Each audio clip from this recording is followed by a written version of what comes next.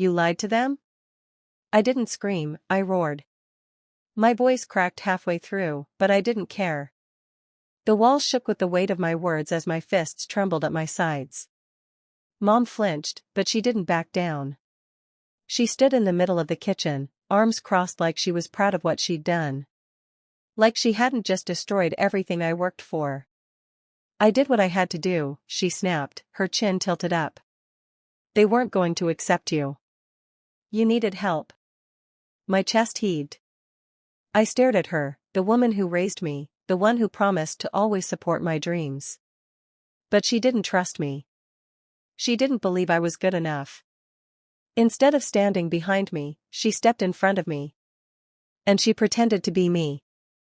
Before we start, please make sure to like this video and hit this subscribe button, so you never miss a story like this, and also comments where you are watching from. Thanks. You sent fake emails, I hissed, my voice shaking. You pretended to be me. To the dean, to the admissions office, to the scholarship board. You forged letters, made up excuses, even wrote some sob story about Dad leaving, something I never would have used. Her eyes narrowed. Because you're too proud. Too stubborn. They want broken kids with a sob story, I gave them one. You're welcome. My mouth dropped open. A sharp laugh broke out of me, bitter and dry. I earned that spot, Mom. I stayed up until 3 a.m. every night writing essays. I skipped prom to finish that research project. I tutored other students for free just to prove I care about my community. And you thought a few fake tears would help me more than my truth? She finally dropped her arms, the slightest crack showing in her confident armor. You don't get it, she said, quieter now. You think this world's fair? It's not. People like us, we get ignored. So I gave them what they wanted. And now they're pulling my offer, I said. I felt sick. My body wanted to fold in on itself, but I wouldn't let it. I went in today to submit my ID forms and the dean sat me down, said there were discrepancies in my communication history. He showed me every single email. Every word. You signed them with my name, Mom. You told them I was clinically depressed. You told them I was a victim. You made me look like I was broken. Her face paled. I didn't say you were broken. I said. You said what you needed to say to feel in control. You didn't believe in me. You believed in your version of me. Silence dropped like a bomb between us. The clock ticked behind her, slicing through the tension like a blade. For a second, I thought she might apologize, that her lips would part and something human would come out. But she shook her head. I did it for you. No, I said, cold now. You did it so you wouldn't have to watch me possibly fail. You didn't do it for me, you did it for you. Because you can't handle the idea that your daughter might be average. Her hand slapped the table so hard the wooden bowl of apples jumped. You think I don't know what it's like to be overlooked? I had dreams too, you know. I wanted to be someone. But no one ever gave me a shot.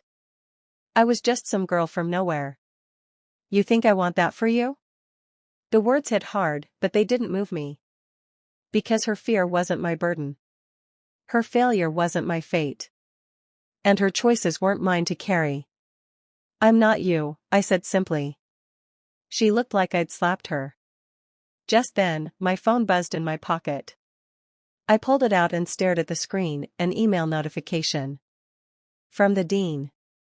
I opened it slowly, hands still trembling. My eyes scanned the message, and then I stopped. My blood went cold. I turned the phone around and read it out loud. We regret to inform you that based on the pattern of false representation and fabricated medical statements submitted on your behalf, your admission has been rescinded effective immediately. My voice cracked on the last word. I looked up, and she froze. Like the life had drained out of her body. Like the truth had finally caught up and smashed her in the face. I wanted to scream. I wanted to cry. I wanted to punch something. But all I did was stare at her. My mother. The woman who told me to always be honest. The one who punished me when I lied about eating cookies before dinner, now committing fraud in my name. I'll fix it, she whispered, suddenly frantic. I'll explain. I'll write them back. I'll tell them it was me. No, I said firmly. You'll stay out of it. I'm going to fix this. But not for you. For me. Because I deserve to walk into that college knowing I got there on my own. Her mouth moved, but no words came out. I grabbed my backpack from the floor and turned away. Where are you going? She called after me. To the dean's office, I said over my shoulder. And this time I'll be using my own voice. As I walked out, I heard her sink into a chair behind me. Quiet. Small. Powerless. Exactly how she made me feel. Without ever realizing it. But this story wasn't over. It was just getting started. The hallway to the dean's office felt longer than it ever had before. Every step echoed like a sentence being passed. I wasn't just walking toward a conversation, I was walking toward judgment. I could feel the sting of shame prickling at the back of my neck, not because of anything I did, but because someone I trusted turned me into a liar. And the worst part? They believed her more than they ever believed me. I paused just before the office door. My hand hovered over the handle. A part of me wanted to run, not out of guilt, but out of exhaustion. I was tired. Tired of cleaning up messes I didn't make. Tired of proving myself in rooms where people already decided who I was before I opened my mouth. But I wasn't going to run. Not today. I pushed the door open. Dean Whitaker looked up from his desk. He was a tall man, graying at the temples, with those tired, observant eyes, the kind that have seen too many excuses and not enough honesty. He didn't smile when he saw me. He just folded his hands. I figured you'd come, he said calmly. Have a seat. I sat. My knees felt weak, but I held my chin up. Before you say anything, I began, I just need you to know. I didn't send those emails. None of them. He nodded, almost like he'd expected me to say that. We know. That stopped me. He leaned forward slightly. We did a cross-check on the IP addresses and timestamps. All of them trace back to a different city. A residential address. One that matches your mother's name. I blinked. So, you knew? We suspected. But the language in the emails didn't match your voice. Your application essays were full of personal conviction, logic, leadership. The emails, on the other hand, read like emotional manipulation. I looked down. My hands clenched together in my lap. I'm sorry, I said softly. For the confusion. For her interference. I didn't ask her to do any of this. In fact, I begged her not to get involved. He studied me for a long moment. I believe you, he said finally. But that doesn't change the fact that it happened. The board sees it as a breach of integrity, even if you weren't directly responsible. So that's it? I asked, my voice cracking. I lose everything because someone else decided to hijack my future? No, he said. Not everything. I looked up. Hope flickered, barely. We're placing your file under rear review, he explained. You're allowed to submit a written statement. In your own words. No edits, no coaching, no tears, just truth. We want to hear your version of the story. The real one. My eyes welled up. Not from relief, from the pressure of carrying something that heavy. My future, my reputation, all hanging by a few paragraphs. I'll write it tonight, I said quickly. You'll have it first thing tomorrow. He nodded. I'll expect it. As I left the office, a whirlwind of thoughts spun through my head.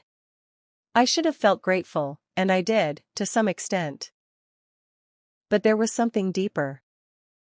Bubbling inside me. A heat I couldn't name. It wasn't just that I had to defend myself. It was that I never asked for this fight. And yet, it was mine to finish. When I got home, the door was slightly ajar. I pushed it open and found Mom in the kitchen again, but this time she wasn't standing tall. She was slumped over the counter, papers scattered around her, bills, maybe, or letters. I didn't care. She looked up when she heard me, her eyes rimmed red. Did they let you explain?" she asked, her voice raw. I didn't answer right away. I just walked past her to the table and dropped my bag. My eyes met hers, and for the first time in years, I think she saw me not as a child, but as someone she couldn't control anymore. "I have to write a statement," I said. "One that proves I'm not the liar you made me look like." She opened her mouth to speak, but I cut her off. "I don't need you to defend me. I don't need you to apologize. I need you to stay out of my way." She looked down, ashamed, or maybe just tired of pretending she wasn't wrong. "I was just trying to help," she whispered again. "No," I said quietly, "you were trying to rewrite my story. But I don't need your edits." And then I walked away, because some lines don't need repeating. They just need to land. That night, I sat down to write. No filters. No begging. No sob story. Just my truth. I wrote about staying up late in our noisy apartment, blocking out yelling neighbors with headphones and grit. I wrote about balancing schoolwork and a part-time job at the diner. I wrote about dreams that didn't come from privilege, but from persistence. I didn't mention her. Not directly. Because this wasn't her story. This was mine. And I was finally ready to tell it, without interference, without pretending, without shame. Because sometimes, the biggest battles aren't against the world. They're against the people who claim they love you, but don't trust you to shine on your own. I hit send on this statement at 3:14 a.m. No edits. No second drafts. No sugarcoating. It felt like stepping off a ledge, terrifying, but freeing. For the first time in my life, I wasn't trying to impress anyone. I wasn't trying to prove anything to my mom. I wasn't trying to perform. I was just me. And if that wasn't enough for them, then maybe they weren't the place for someone like me in the first place. I didn't sleep that night. I lay in bed staring at the ceiling, feeling every heartbeat like a countdown. Waiting for the fallout. Waiting for whatever came next. And it came faster than I expected. By 9 a.m., my phone buzzed. A message from Dean Whitaker. Got it. Thank you. Statement will be reviewed today. Decision by 3 p.m. That was it. One line. Just like that, my whole future boiled down to a deadline. I closed my eyes and whispered the only prayer I could think of, let the truth be louder than the lies. Around noon, the first sign that something wasn't right showed up. I was scrolling through my email, trying to distract myself, when I saw it. A message from someone I didn't recognize, an old friend of my mom's, apparently. Subject line. You deserve to know what she did to you. My stomach dropped. I clicked it open. There was no greeting. Just screenshots. Lines of emails. Messages. PDFs. Even voice memos. All of them from years ago. At first, I didn't understand. But then I started reading more closely. And my heart shattered. These weren't just about my college application. This had been going on for years. Fake volunteer hours submitted under my name. Essays she'd tweaked. Recommendation letters she rewrote entirely before slipping them into envelopes. She had interfered with every single step of my journey, long before I ever knew what was happening. I wasn't just fighting for my future. I was fighting for a past that wasn't even fully mine. My hands shook as I read the last message in the chain. It was dated nearly 4 years ago. To a tutor I vaguely remembered. Make sure she feels like she's doing it herself. She doesn't need to know how much I'm fixing behind the scenes. That one line. That was the truth. She didn't believe in me. She believed in control. When I confronted her, I didn't even have to raise my voice. She was standing in the living room, folding laundry like the world wasn't falling apart. I held up my phone. "Is this true?" I asked quietly. She didn't even look at the screen. Just sighed, as if she'd been waiting for this moment. "I did what I had to do," she said calmly. "You don't know what it's like, trying to raise a kid in this world alone. You don't know the pressure." "I know you lied," I said, my voice shaking. "I know you pretended to help when really, you were just rewriting my life behind my back." She dropped the laundry. "I gave you everything. Do you think I enjoyed it? Lying to schools, forging papers? I did it for you." "No," I whispered. "You did it so you could feel in control. So you could tell everyone what a perfect child you raised." Her silence said everything. And in that silence, I finally understood, she didn't trust the world. And somewhere along the line, she stopped trusting me, too. But her fear wasn't an excuse for what she did. At 2:57 p.m., I got another message. This time, it wasn't from the dean. It was from the college's admissions board. Subject: Final review decision, urgent. I opened it. And I swear I stopped breathing for a full 5 seconds.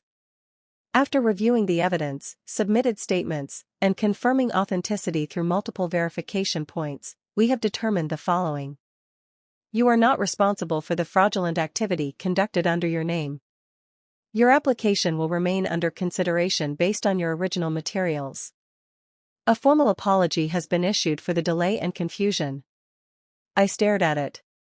Then I read it again. And then again. They believed me. They believed me. And for the first time in weeks, maybe months, I let myself cry. Not because I was broken. But because I finally felt whole. But the story didn't end there. Because a few days later, I got a call, not from the college, but from a local news outlet. Apparently, the story had leaked. They wanted a comment. I said no. This wasn't about going viral. This wasn't about shame or revenge. I didn't want my mom dragged through the mud. I just wanted my story back. But word spread anyway. Quietly. Among teachers, students, neighbors. And little by little, things began to shift. People started talking. Some whispered. Others apologized, especially the ones who believed the worst too quickly. And my mom? She stayed quiet. She never tried to explain herself again. She just watched from the kitchen window the day I got my acceptance letter. I opened it on the porch. Held it in my hands like it was a second chance. And when I read the words out loud, "We are pleased to offer you admission," I looked back through the screen door. She was standing there, frozen. Because she knew I hadn't just gotten into college. I'd gotten out of her shadow. And into my own light. College was supposed to be the escape. I thought that once I stepped onto campus, everything would change. That I could leave the chaos, the lies, and the control behind, and start over. Be free. Be me. And in some ways, it did feel like that. Walking through the quad with my acceptance badge clipped to my backpack, meeting people who didn't know anything about the drama back home, it felt like breathing fresh air after months locked in a windowless room. I took classes I actually cared about. I stayed up late in study groups, ordered greasy pizza at 2 a.m., laughed until I cried with my roommate. For the first time, I wasn't playing a role. I wasn't trying to be perfect. I was just living. But even when things started to go right, I couldn't ignore the silence on the other end of my phone. No missed calls. No long guilt-ridden texts. Not even a single "I'm proud of you." My mom went completely quiet. And that silence hurt more than I expected. Because as much as she'd lied, as much as she'd tried to control everything, she was still my mom. Still the person who held me through the flu, who packed my lunches, who hugged me before every big test, even if she was hiding secrets the whole time.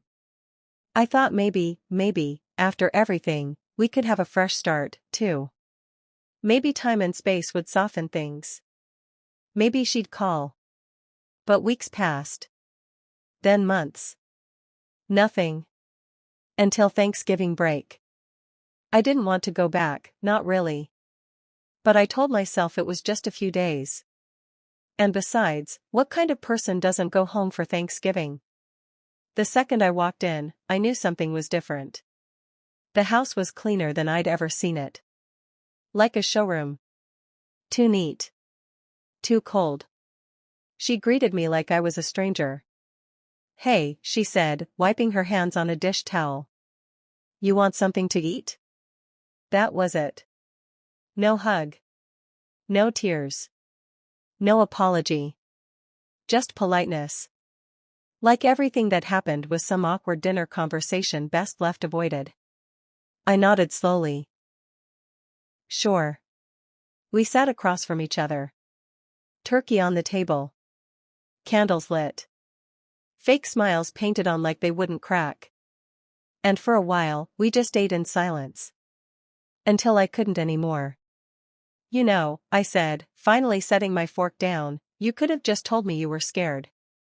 That you didn't think I'd make it on my own. At least that would have been honest." She didn't look up. Instead, she took a slow sip of wine and said, "You always had potential. You just didn't see it." I had to push. "Pushing is one thing," I said. "Rewriting my life behind my back? That's not pushing. That's pretending I'm someone I'm not." She looked up then. Finally. Her eyes didn't flash with anger. They shimmered with something else. Regret? Maybe. But it came too late. "You don't understand," she said. "I watched you doubt yourself every step of the way. I knew what colleges wanted. I knew what they looked for. I did what I had to do." "No," I said, my voice quiet. But firm. "You did what you thought you had to do. Without ever once asking me what I wanted." She looked away. And in that moment, I knew. She'd never apologize. Because in her mind, she was the hero of the story, the mother who did whatever it took. But not every sacrifice is noble. Some are just selfish in disguise. I packed my bag the next morning before she even woke up. Left a thank you note on the counter. Not because she deserved it, but because I did. Because I wouldn't let her lies turn me into someone bitter. And as I stepped back onto campus later that day, something inside me shifted. For the first time, I stopped chasing her approval. I stopped needing to be the child who made her proud. Instead, I started living for me. I joined the college writing club. Wrote a personal essay about everything that had happened, not to expose her, but to reclaim my voice. Titled it, "What She Wrote for Me." I didn't expect much. But 1 week later, it got selected for the National Student Journal. And when I stood on that small stage in front of 100 strangers and read the last line out loud, the very line I'd said to her before she froze in the kitchen, there wasn't a single dry eye in the room. "You didn't believe I could do it. But you don't get to be proud of what you tried to stop." And when I stepped off that stage, someone hugged me. A stranger. Another student who whispered, "Thank you." I needed that. And just like that, I knew my story mattered. Even if it started with a lie. Because I was the one writing the ending now. It wasn't until months later that I heard from her again. Not a voicemail. Not a text. Not a birthday card. It was an email. Subject line, "Can we talk?" For a second, my heart jumped. I was back in my dorm, halfway through midterms, the city humming outside my window, and still, one message from her had the power to make my chest tighten. I stared at the screen for a while before opening it. The message was short. "I saw your essay. A friend forwarded it to me. I didn't know you still felt that way. I'd like to talk, if you're open to it. Love, Mom." No apology. Just a quiet knock on the door she'd once slammed shut behind her. And for a second, I almost replied. Almost. But something held me back. Not anger. Not revenge. Just clarity. I finally saw her for who she was, not as a monster, not as a villain, not even as a martyr, but as a flawed human being who tried to rewrite my life out of fear. Who crossed the line so many times, she forgot it was ever there. And I knew something else, too. She hadn't read the essay because she wanted to understand me. She read it because the world had. Because the piece had gone viral in student circles. Because it got picked up by a local education blog. Because people were praising my voice now, not hers. She saw me shining, and she wanted to stand in the light again. But I had finally learned. Not everyone deserves a front row seat to your healing. Still, part of me needed closure. So I wrote back. Just one sentence. Thank you for reading it. But I wrote it for me, not for you. And that was it. No call. No follow-up. No second act. I closed the laptop and walked outside. It was spring. The quad was in bloom. And for the first time since everything had blown up, I felt something I hadn't felt in years. Peace. I was no longer trying to prove anything, not to a college, not to an audience, and definitely not to her. I was exactly where I belonged. Working a part-time job, editing the school paper, helping tutor freshmen who reminded me of me, scared, quiet, unsure. I poured into them the way no one had poured into me. And slowly, I started becoming the person I used to dream about being. Not perfect. Just real. Months passed. Graduation got closer. And one day, as I was packing up some things in the library, a professor walked over and handed me an envelope. This came for you, she said, smiling softly. No return address. I opened it slowly, half expecting it to be another email printed on paper. But it wasn't. It was a check. $3,000. And a small note that just said, to help with your next step. I mean it this time. Mom. No explanation. No plea for credit. No attempt to meet for coffee. Just support. Quiet. Unattached. And for the first time, maybe ever, it felt like she was finally listening. I didn't cash the check. Not out of spite. But because I didn't need it. I'd already earned a scholarship. For graduate school. I'd already saved enough from my side gigs. I'd already carved out my path, the hard way. The honest way. So instead, I framed the note. Hung it next to my laptop. Not as a trophy. But as a reminder. That people can change, but that doesn't mean you owe them space in your future. Because the truth is, sometimes healing means walking away from the people who raised you, especially when they built your wings just to clip them later. And that's okay. Not every story ends in reunion. Some end in release. So when I stood on that graduation stage in my cap and gown, diploma in hand, friends cheering around me, I didn't look into the crowd to find her. I didn't wonder if she was proud. Because I didn't need her to be. I was proud of me. And that was more than enough. Moral of the story?